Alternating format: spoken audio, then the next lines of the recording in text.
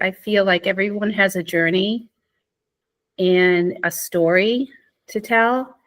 And I think when you're kind of open and vulnerable with people, it's a lot more relatable, you know? So, and that's why I became a life coach.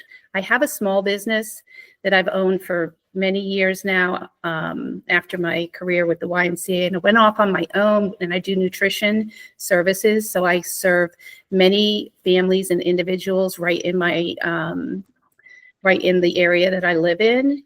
But last year I went through the Jay Shetty life coaching certification, and I'm doing that now. And my niche is longevity.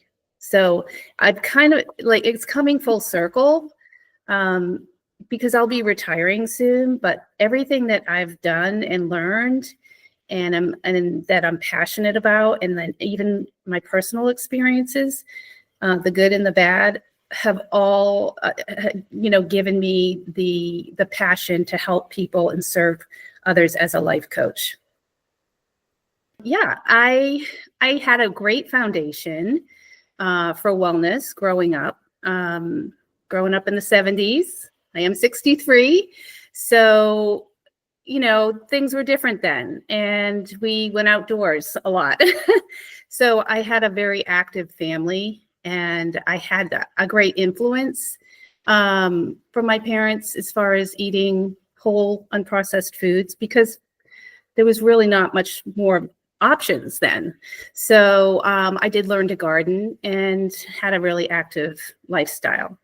As far as like my story, my journey, I continued, my active lifestyle, got married and had children.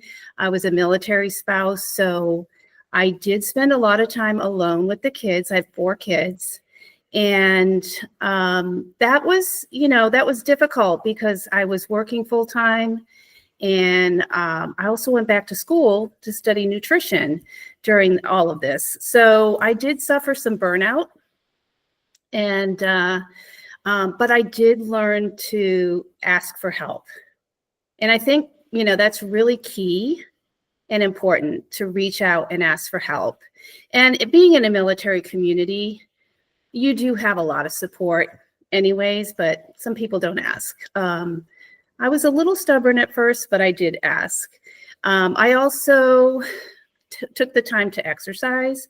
My job kind of, that's what I did all day. Basically, I was a health and wellness director for one of our local YMCAs. And I also was a trainer for the whole association. And so that kept me really busy, but I practiced yoga. And I, tried to eat really well. I was really into food before food became part of the wellness components, the triangle, before it was really just about cardio, and then people would just go home and eat whatever they want. And then, but this is why we had great memberships, so many memberships at the Y. But nutrition came in a little bit later, and it always fascinated me.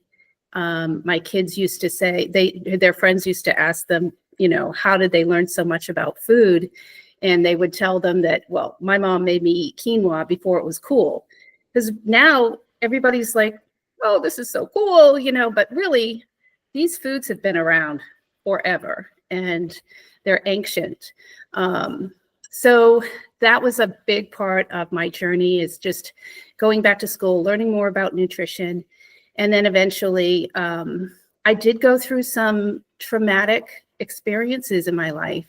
I suffered domestic abuse, and in a second marriage, a very short marriage. During that time, I also lost my mom. I was going through a divorce. I lost a job that I loved. Well, I resigned because of all the stress. So I have a lot of experience with stress and how it relates to working as well.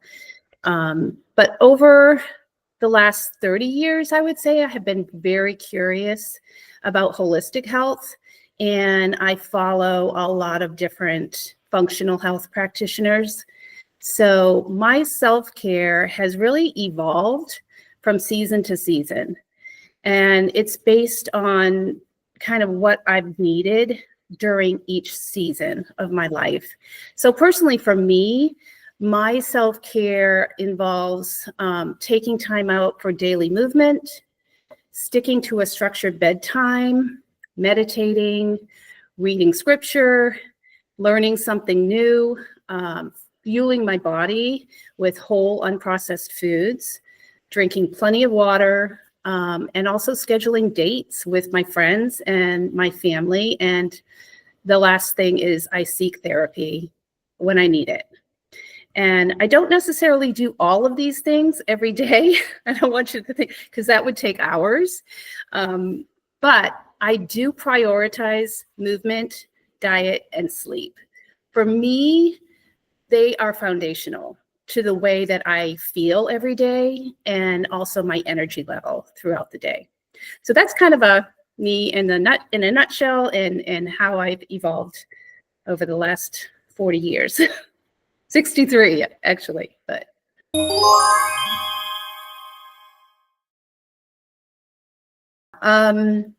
challenges usually are mostly distractions. We get distracted, especially in these times with our phones, all our electric devices, email, everybody wants us all the time. And also TV, your children, if you have children, that can be very distracting. And basically just not being intentional about your health and not putting yourself first. And then also overcommitting. A lot of people overcommit in their schedules, and it doesn't leave enough time at the end of the day or the beginning of the day for self-care. So being more intentional is the best way to overcome that challenge, I think. And then as far as stress in the workplace, stress and burnout significantly impact the well-being of professionals. It can lead to declines in mental health, physical health, reduced productivity, and potentially increase your turnover. So you may lose people because of all of that. So employees may experience emotional exhaustion, irritability, difficulty concentrating, we call it the brain fog. While also they're facing higher risk of developing chronic health conditions like anxiety, depression, and some cardiovascular issues.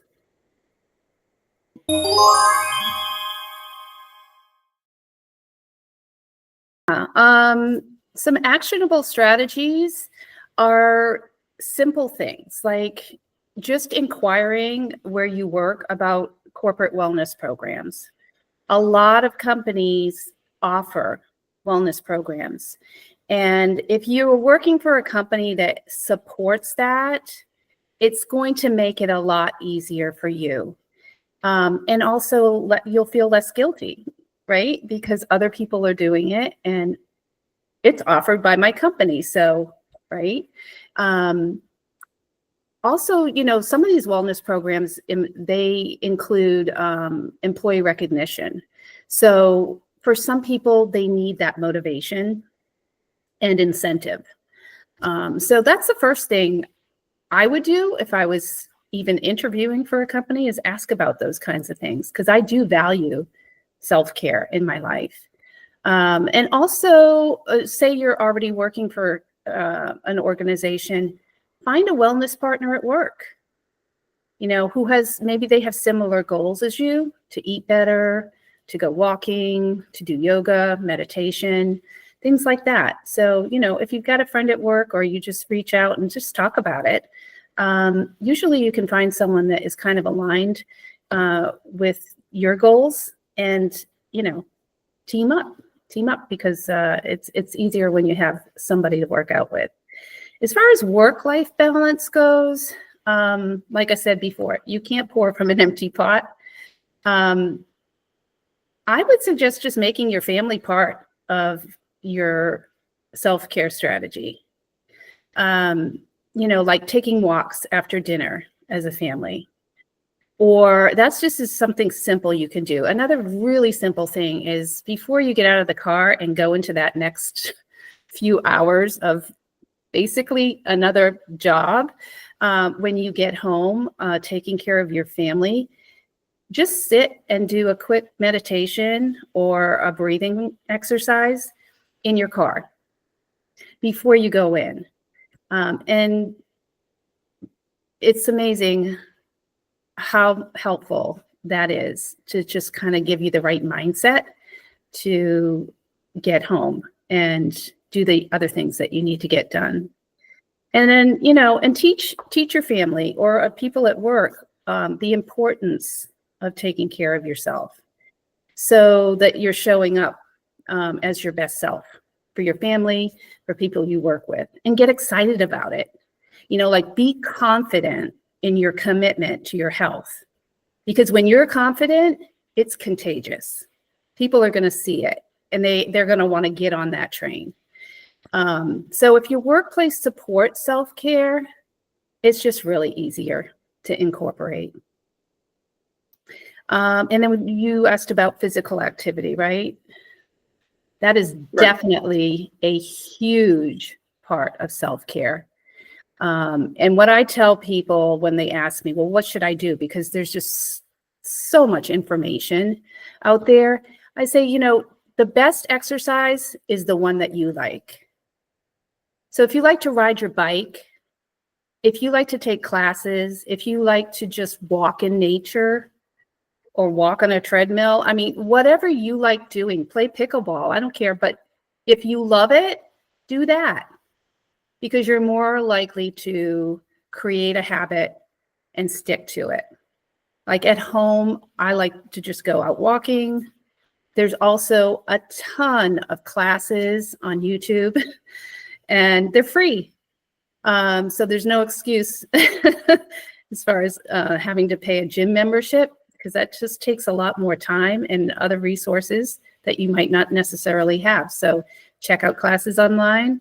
And one of the things I've been doing lately is wearing a weighted vest, especially for women, because we experience sarcopenia, especially later in life, where our bone density starts to, get a little less, little more brittle.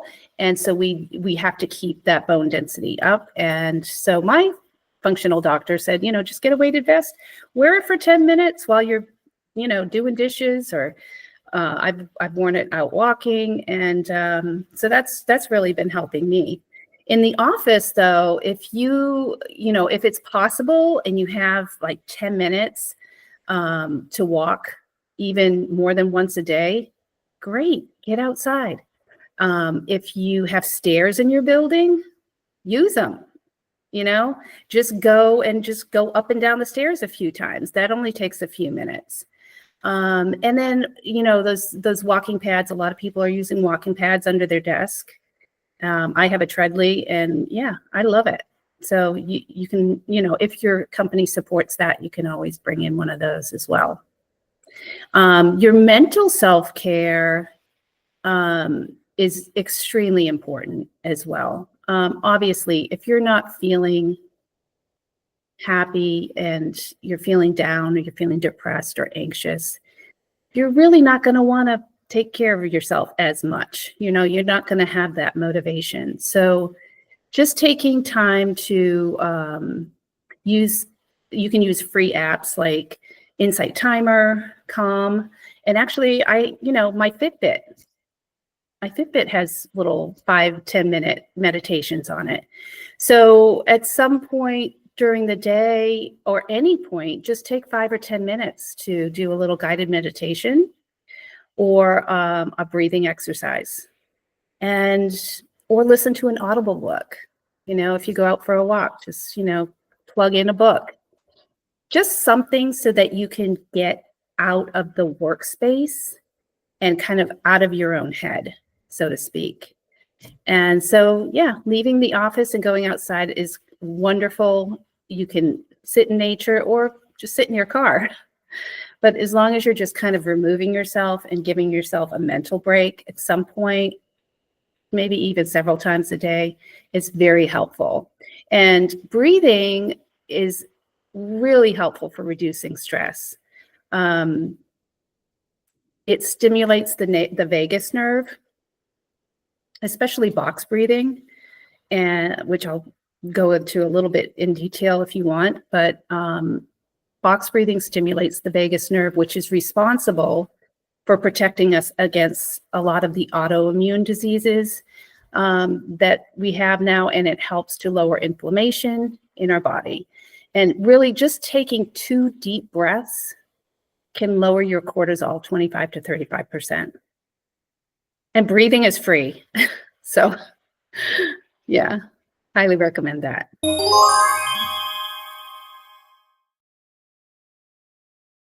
Oh, I had to learn how to do that, let me tell you. Especially for women, it's hard for us to say no, isn't it? But getting back to your first question, setting boundaries.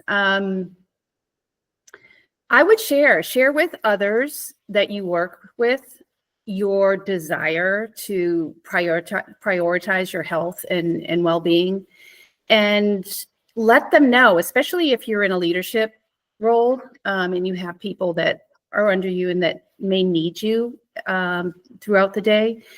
Let them know when you're not going to be available. And just tell them, I'm going to take a few minutes. I'm going to take a mental health break, or I'm going to take a walk. But and invite them to join you if that's appropriate. But just letting people know what you're doing, it kind of sets the tone that, oh, yeah, she's very serious about this. Maybe I should be too. Also, time management has a lot to do with setting boundaries, because when we can push distractions and maybe meetings that aren't so productive out of our peripheral and focus on the main thing, which is reducing your stress, and it should be a priority, just make the main thing the main thing. And saying no, it's basically like building a muscle. The more you do it, the easier it becomes a habit. And what I can say with that is definitely do it with confidence and commitment, because a wavering no is kind of, you're leaving the door open for somebody to kind of push that boundary. So be confident and in your commitment to take care of yourself first. And if you're consistent, others will, they'll eventually respect your boundaries. And when they do, it creates an understanding and a clarity, which is really important in working relationships, to keep that harmony in the office and also to build trust.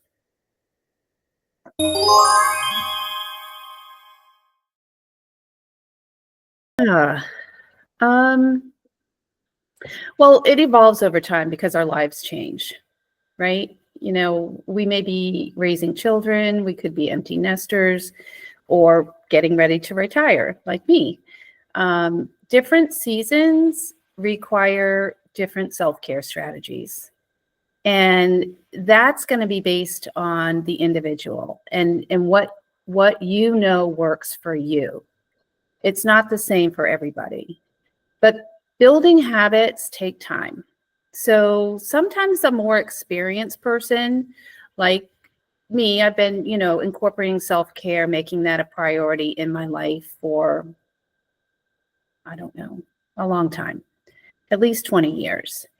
I have gotten really good at time management because I practice it. It's like anything else. The more you practice and make it part of your everyday life, the more efficient that you'll become with it. And things like stacking habits, I don't know if you've heard of that term. It's kind of very popular now. Yeah. So just building a habit onto one that you already have existing in your life. is something that usually a more experienced person doing self-care, they'll learn to do that over time, and it just makes it a lot more efficient than the person just getting started, because they're just learning what self-care is, first of all, getting themselves okay with taking that time for themselves and not feeling guilty about it. And then just figuring out what types of self-care are most important to them in their time, in whatever time of life that they're in.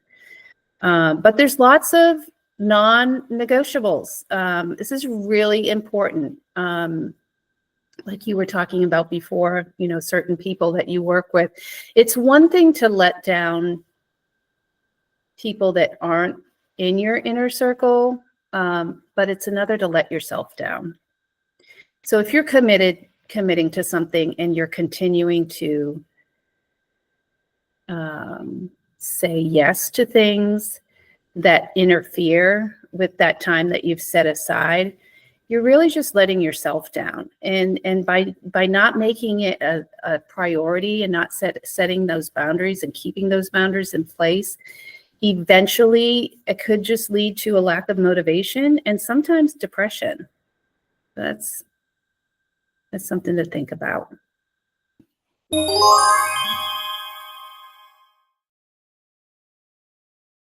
Yeah, I would just say start with one thing. Just one thing that you can do daily, and it's structured.